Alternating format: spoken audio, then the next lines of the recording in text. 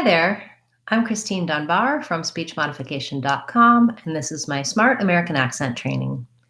Welcome to our free Friday question and answer class, where you can type your questions in the chat and ask me to help you with pronunciation in American English, American accent, intonation, anything that will help you improve your American English in fluent speech for your personal and professional communication. We always have different topics each week, and I will also share resources from SpeechModification.com, give you tips and updates about what's going on with the channel as well as with the website. And I want to just start with a couple of quick announcements. I'll talk about these again at the end, and then I'll go right to your questions. So a couple of new things happening with the channel. First of all, we now offer channel memberships, which is something that in addition to these free Friday classes, I have now some Sunday classes, which are a small group of members. So you can come to those classes and ask your questions and get some more specific feedback. So if you have a long list of words you'd like help with or some more in-depth information you'd like, becoming a member is a great way to get a little bit more access and a little bit more small group attention. Members also get access to some additional videos and live classes. I have a couple different levels of membership.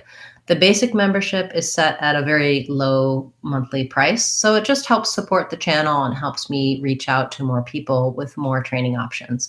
There's also an online course level of membership, and with that membership, you get the free classes live here on YouTube, the extra videos, as well as you can access my online classes on SpeechModification.com, the online courses that have videos and lessons for you to complete. If you don't want to be a channel member and you just want to check out those classes, you can see them on SpeechModification.com. And lastly, the third level of channel membership is the executive members, and those members get to get all the perks from the first couple levels, but in addition, they'll have a monthly class where we'll meet on Google Meets and I can see them, hear them, give them feedback, and we'll talk about their questions and topics specific to them. So that's channel membership. I hope you'll check it out, consider it. And then one other new class and resource I want to tell you about, and then I'll move on to your questions. In September, in the second week of September, I'm starting some small group classes. So I've had online classes with small groups before, and now I'm making the groups even smaller. There'll just be 4 people per class. And these are going to be a wonderful chance for some of you who want to go a little further with your training to get some specific help and feedback.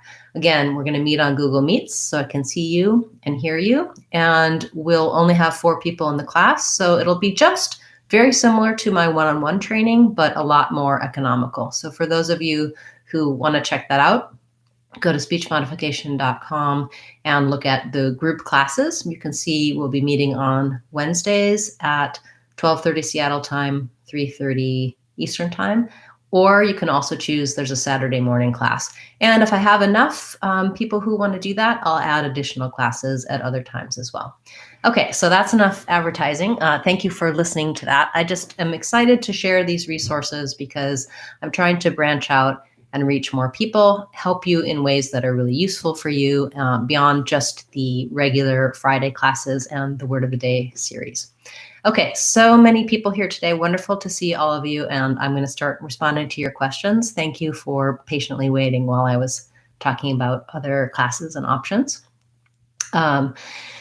We have a comment. When Americans say, "I don't understand," super quickly, the T sounds like a flap T instead of a stop T. Is that the case? I don't understand. I don't understand. I don't understand. I don't. Well, I think you raise a good point here that sometimes when, typically when a word ends in T and the next word starts with a vowel, for example, like got, I've got, I've gotta, then that T gets linked and becomes a flap. In the phrase, I don't understand, I don't understand, I don't understand. I don't think that I do that. I don't think. I don't understand. I tend to typically use that stop T on don't. But if you heard something that sounded more like I don't understand, then people are linking that T and putting it on the U. I would recommend trying to use don't with the stop T rather than linking it to the next word, because to me that sounds a little strange. But if you're hearing that around you, then people are probably doing that, and you're just observing the different things that T can do at the ends of words. I have a pretty detailed lesson on SpeechModification.com that talks about the American T in the middle and ends of words, how we link it, when we use flap T, when we use stop T. You might want to check that out, and hopefully that helps you. That's a good observation that you made. Hi, nice to see you, Mohammed and Dana. Dana wants to know the stress pattern for the words locate and furthermore, since she can never remember which part of the word is stressed. Okay, so locate has first syllable stress. I need to locate that. Can you locate the the words to say to answer the question? I think what might be challenging with locate is that we also have location, and that one has second syllable stress. And in both, we have the clear vowel O and the clear vowel A. So if I'm just doing locate, then I want to kind of focus on low, versus location is more like vacation, where the K is stressed in the second syllable. When you have trouble remembering, sometimes it's helpful to pair it with another word that's similar that you know the stress pattern for. So for locate, you could also try, I don't know if you know this word, probate, yeah, I'm trying to think of something else that has an O and an A that's stressed on the O that might help you. You can also try pairing it, for example, like low, locate, or lower, locate, so that it has the same first syllable and you can remember to lengthen and stress and create that the same. And then your other word was furthermore, and that is just the same as in further, first syllable stress. So if you can remember further, farther, furthermore, hopefully that will help you. With something like furthermore, it's long enough and there's enough complicated THs and Rs in there. I don't think I'm doing a really exaggerated furthermore. It does have first syllable stress, but furthermore, the whole thing is rather rapid. So as long as you're not doing furthermore with a heavy emphasis on the last syllable, I think you'll get away with being somewhat even across those syllables. So locate and furthermore, both first syllable stress. Thank you. That was a good question. We have another question. Is the U diphthong the same as the Y consonant in yellow? So here's U and here's yellow. So he's asking, is the U the same as the Y in yellow and the U in blue put together? Yes, it is. So it's just the Y sound and the U sound, U, U. And then the follow-up question, in the word mute, is the U the vowel and the Y the consonant, just as the M and the T? Okay, so mute, like that. The Y is a consonant sound, but the Y and the W are also called semivowels. That's because they really are made like a diphthong. They're really like two vowels together. So Y is E plus A, and W is U plus A. So the reason it's called a semivowel is it's not really a vowel or a diphthong. It does function like a consonant sound, but if I slow it down to really make the Y sound, it's an E and an A very rapidly together.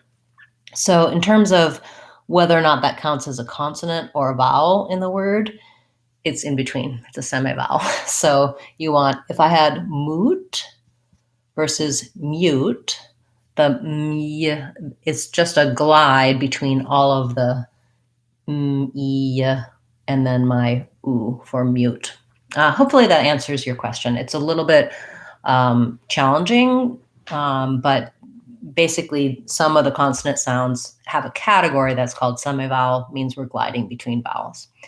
And then you had one more question, which was, does the ending sound of the A, of the I, A, and oi diphthongs have the same mouth position as the y sound? Do you feel a change in position when you say buy, bay, boy, yellow? So buy yellow, boy. Well, yes, I do feel a change when I say boy, yellow, because the boy has my oi and the yellow has my yeah. So that E is the same, boy, yellow, yeah. But boy, yellow. Because these two are together and these two are together, this one is not the same as this one, if that makes sense. The ya, as I said, is just the gliding between the E and the So if I see yellow, there's no change. Boy, yellow. I think technically those diphthongs have an I, so maybe that's part of why I feel a change, or maybe because I'm gliding in and gliding out, my mouth is doing something different between those Y sounds that you mentioned. Yeah, good observations. And I do have a video about the y semivowel that might help you. I also recently covered, I think it was in last week's Friday class, the words ear and year to help with that. And I'll be making an additional video going into more specifics of the contrast between the E sounds and the y sounds, because that's challenging for a lot of people. So thank you so much. Mohammed would like to know the words tragedy, croissants, significant and beneficial, world and currently.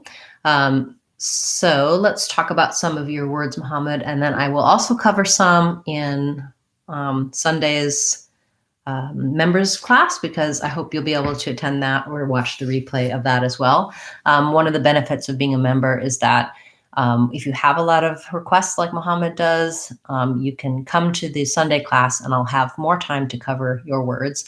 I also do have a long list of words from many of you that you've requested, and I'm working my way through those in the Word of the Day series. Thank you so much, everyone, for your requests and for your patience, because I'm trying to go in order so that everyone who's asked gets their answer, but it may be a little while before I get to your word. Okay, so let's look at the word tragedy.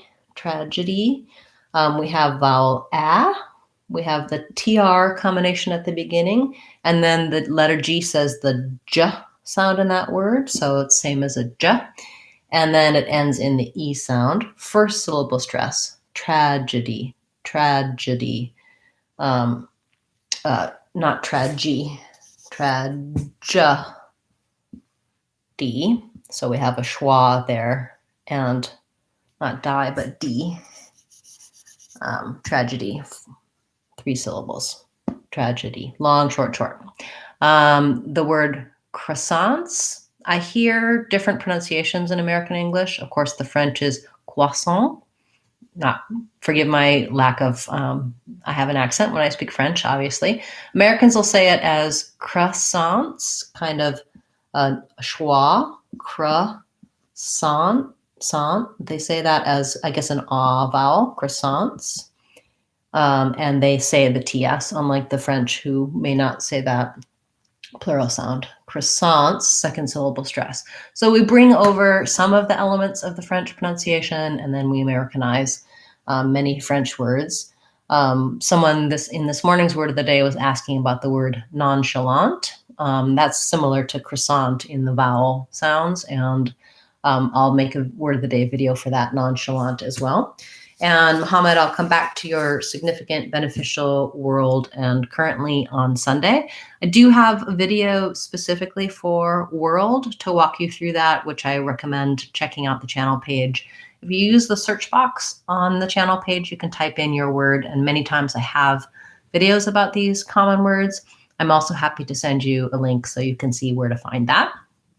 We have a question, a request for the words worry and very. So this is looking at the pattern with the W and V sounds. We want to make sure we make those distinct from one another. So when I'm saying worry, I'm going to have a rounded shape versus very, I'm going to have lip and teeth contact for that V. The worry, that OR says the ER sound. So it's just like the word were plus an E sound, first syllable stress. So were, like we were talking, we were worried.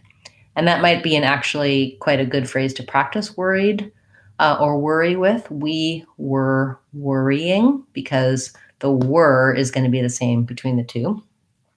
Very has the same pronunciation as this word very. So even though this one is spelled with AR and this one is ER, they both have the air diphthong. They rhyme with fairy and berry. Lots of different spellings for that air diphthong.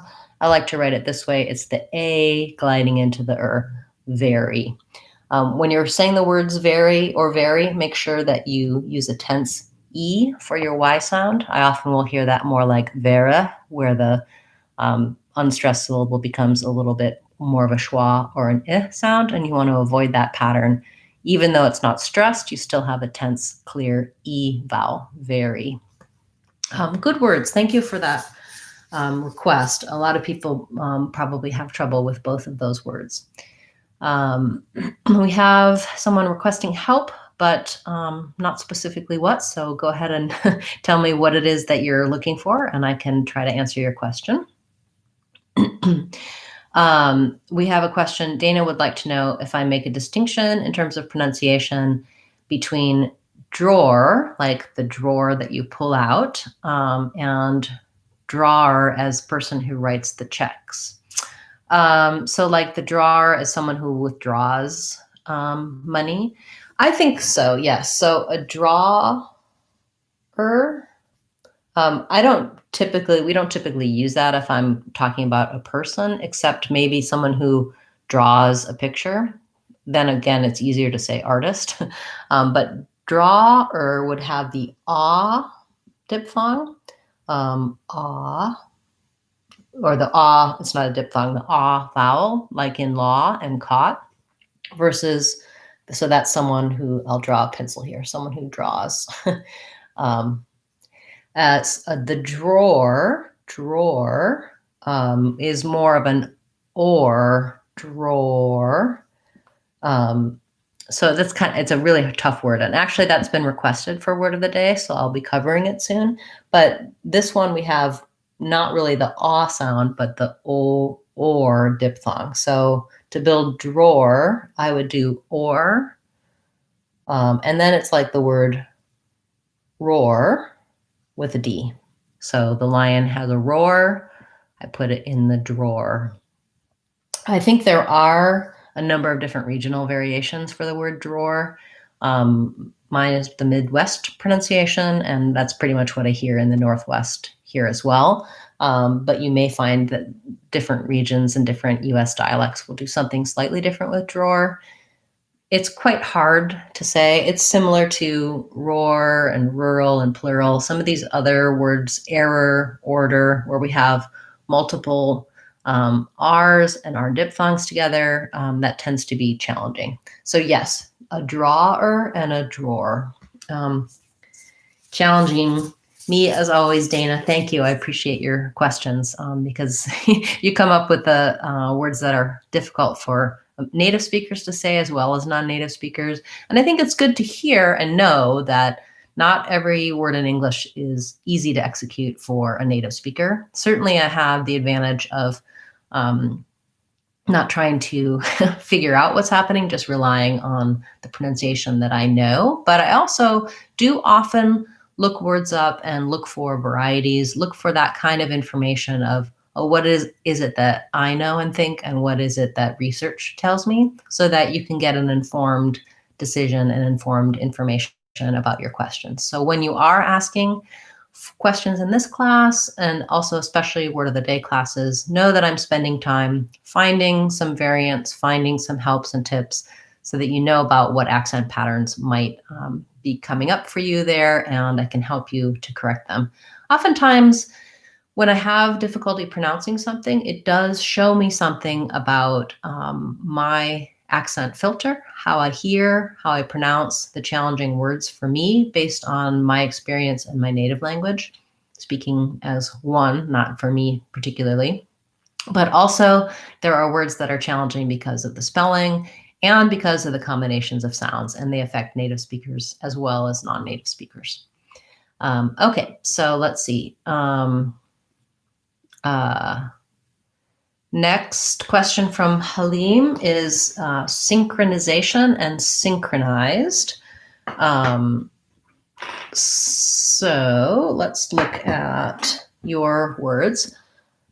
Synchronization.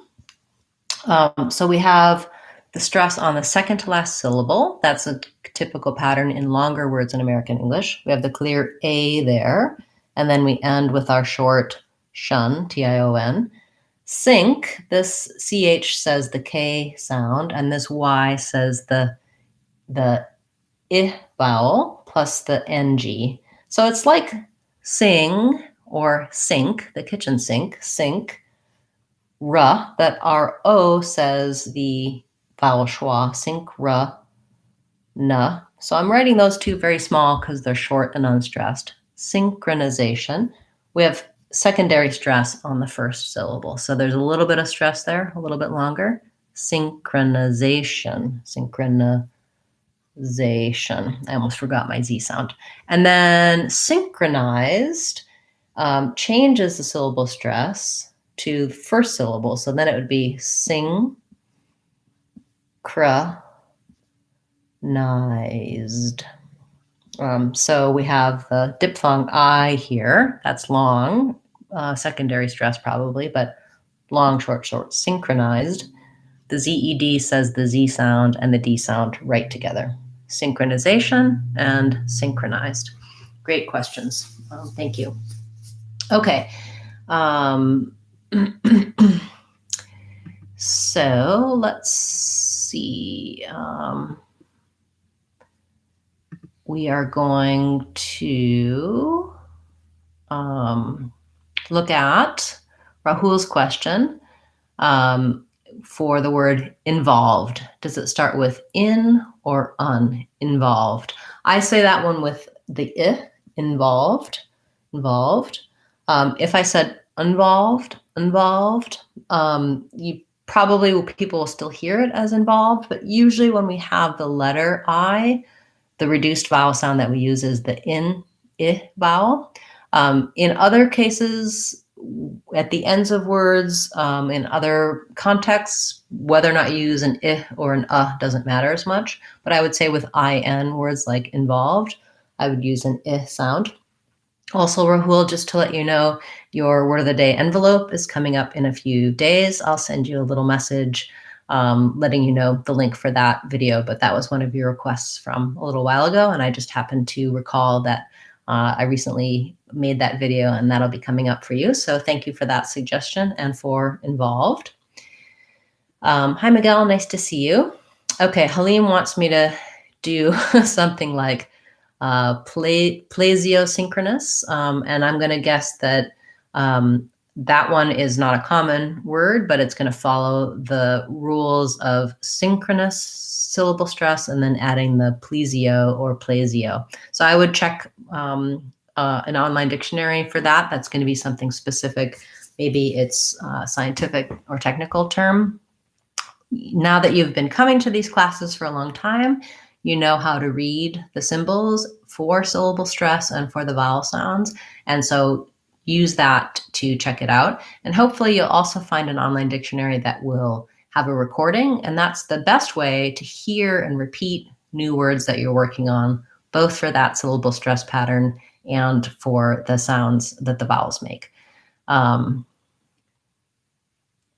We had a request about all like LB. I'm not sure what you mean by that, so maybe you can clarify. Susanto wants to know about banana. This is a word I often use as an example in my classes to talk about syllable stress.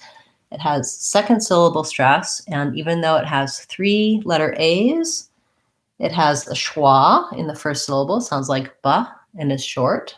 Then I have my clear a, banana, and then another schwa, banana. So in the dictionary, you're going to see that like this with the upside down E, ba, syllable stress marker for that clear vowel na, and then lastly, na, banana.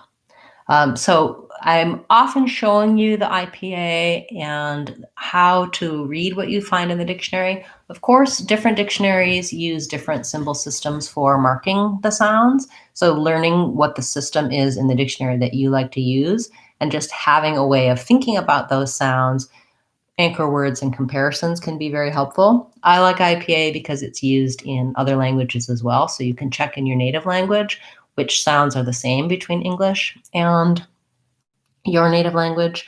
And the dictionaries that I like that use the IPA are the Oxford English Learner's Dictionary, has British English and American English, as well as I think the Learner's Dictionary from Merriam-Webster also uses IPA. So thank you for that word banana, and sorry for the lecture about dictionaries and IPA when you were just asking for that word, but it was a good example, an opportunity for me to share that resource and that information to help you with that. Miguel would like to know the difference between specially and especially.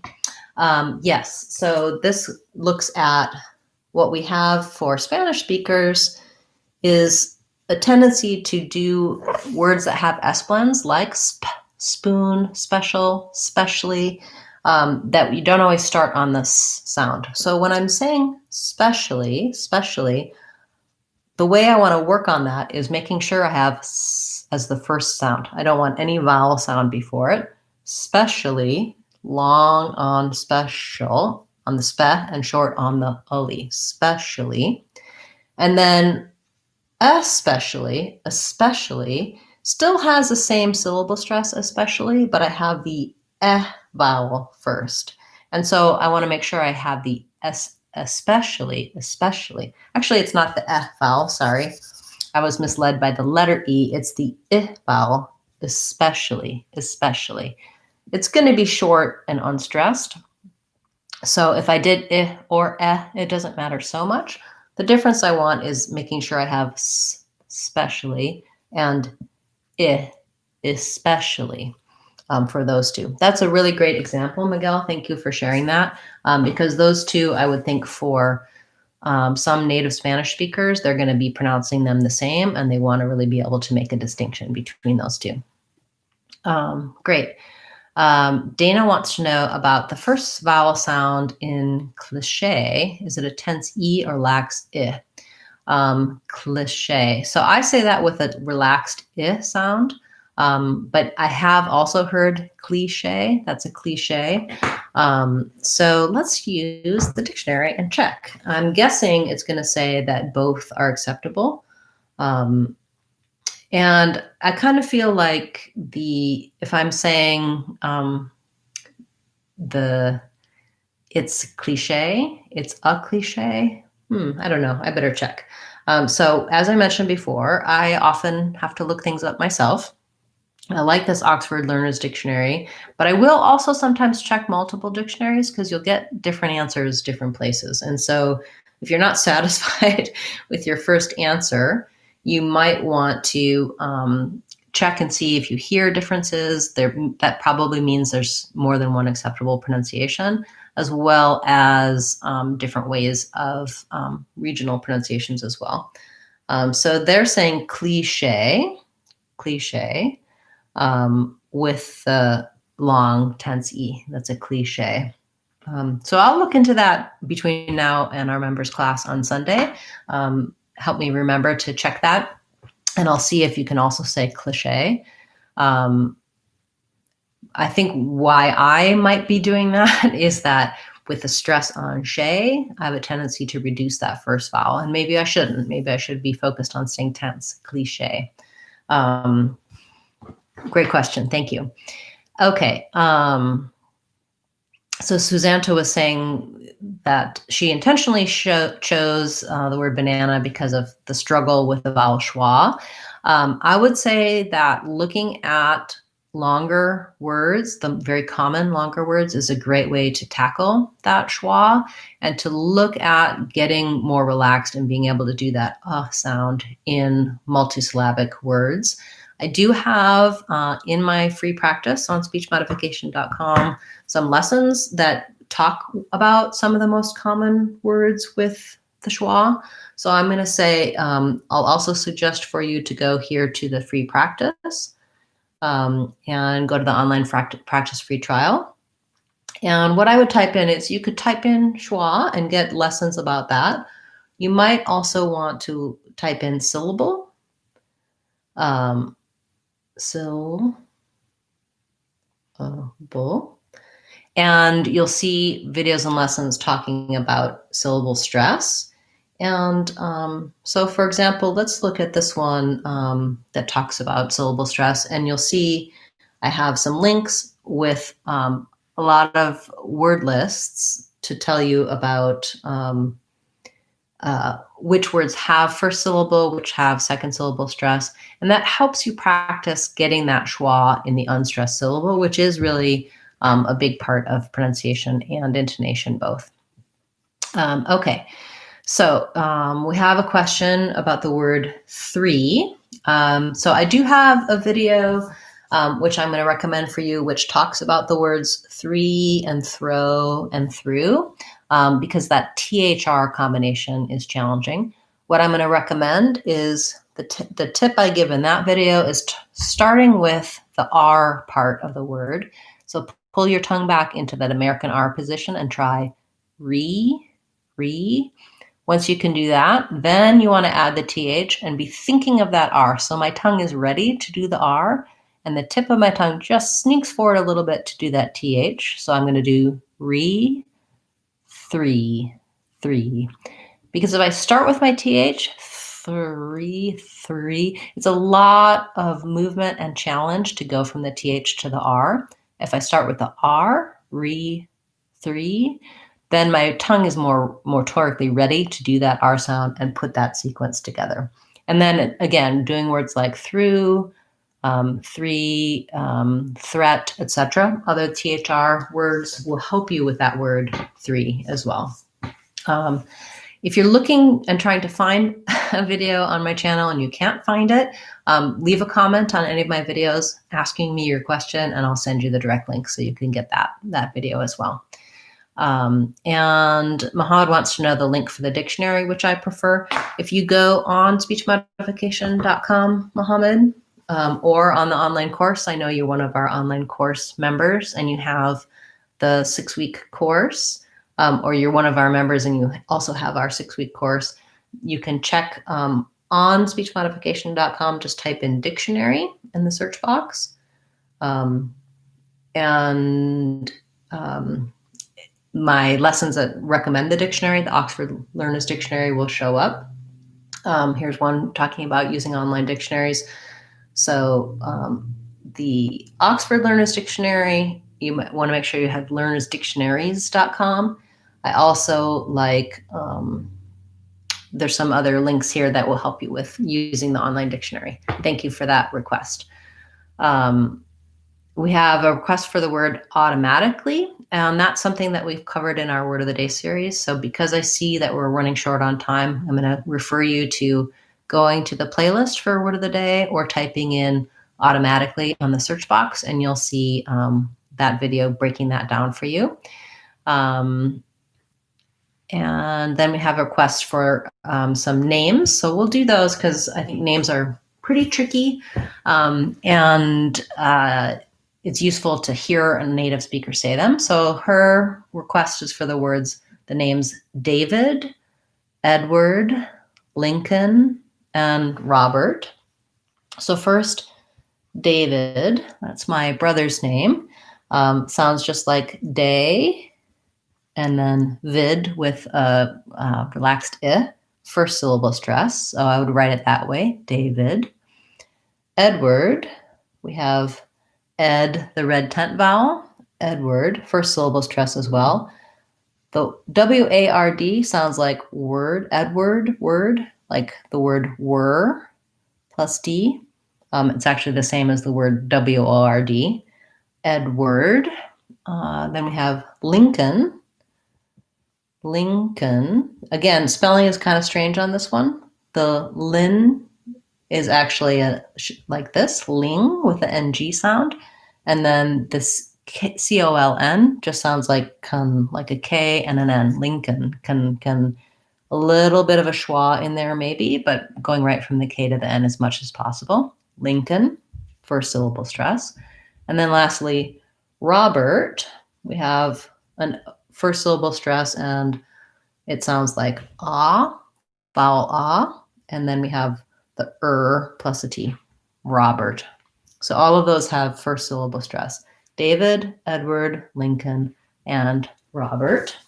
Thank you for that question, and thank you for joining our Wednesday class. So that question was asked by one of our subscribers who's going to be coming to our small 4-group class. We'll cover more things like pronouncing people's names and other requests and questions that you have. So if you're interested in joining that class is going to be at 3:30 Eastern Time, 12:30 Seattle time on Wednesdays, and there's still a few open spots for that. So I hope that you'll be able to join. It starts on September 9th.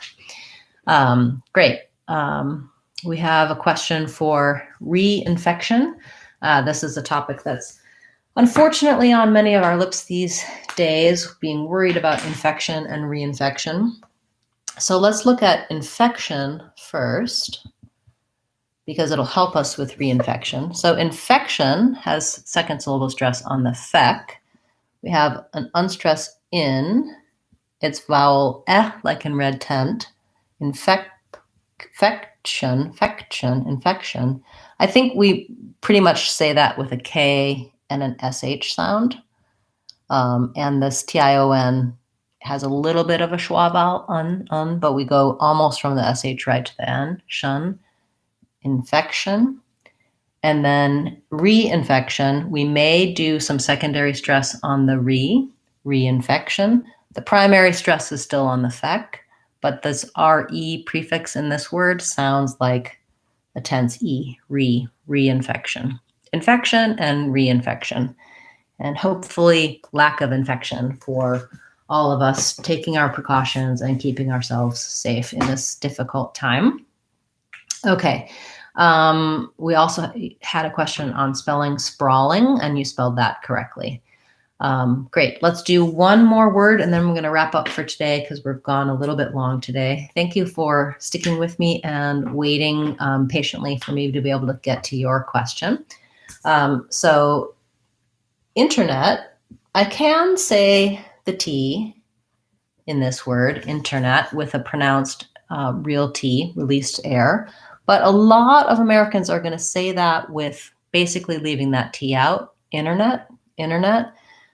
What you want to avoid is you don't want to linger on that N if you're going to leave the T out. So I don't want internet with a long N.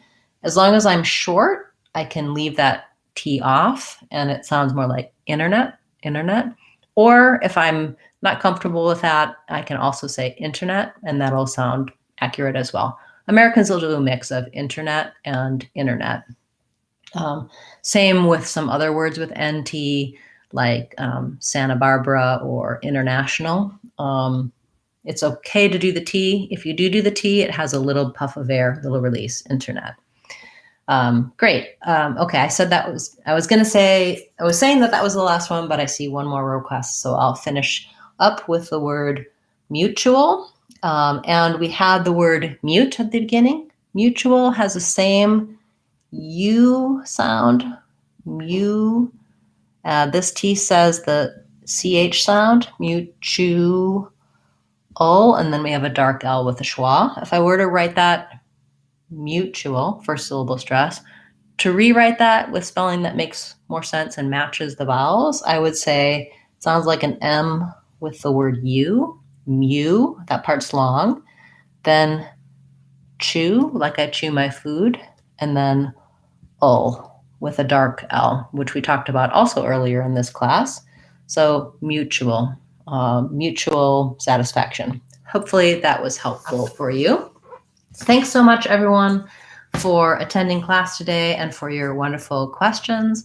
I hope to see you again next Friday with our next live class. And those of you who are channel members who are here today, I hope to see you on Sunday at, I think it'll be 10:15 Seattle time this week for our live question and answer class for members. If you're interested in membership, you can click the join button and learn more about those classes and perks that you get as a member.